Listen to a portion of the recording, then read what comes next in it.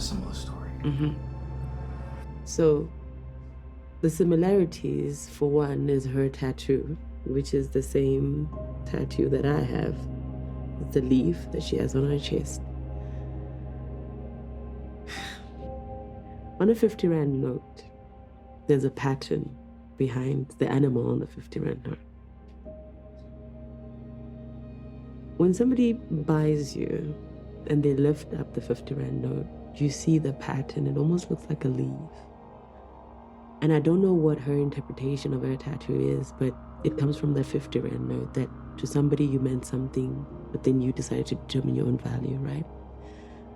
So what she's explaining now is what I had coined as the hockey club, where you do get invited to places, and it's places that you will never have. You'll never have the addresses yourself. You'll be picked up. You'll be flown out if need be. And certainly there is drugs involved, because some people don't enjoy alcohol, so it's easier to spike them. And also so that they don't remember, because if they do remember, if they have the courage to identify you, they will report it. So unfortunately in South Africa, if you were intoxicated or you are on drugs, the police don't take you seriously for any kind of crime. And even when you can prove that you were drugged, they still say you wanted to be there, you volunteered to be there, you drank, you were not forced. And because of the environment that you're in, people can say you did consent, right?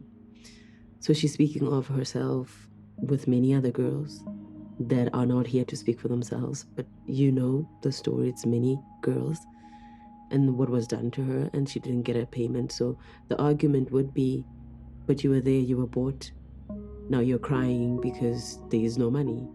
But there is a sense of violation when it comes to consent for certain things, you know. You can see the trauma in her eyes, that there are things that she is not comfortable saying on camera, and she has not dealt with them as yet, because in those environments anything goes. Hence you can't remember everything, and you will see when you wake up, if there is a video on your phone, or if you're told by a friend that, hey, do you know they trained you?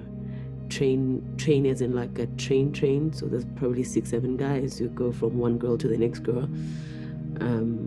There are things like people urinating on you, people fornicating on you, people going as far as doing a number 2 on you.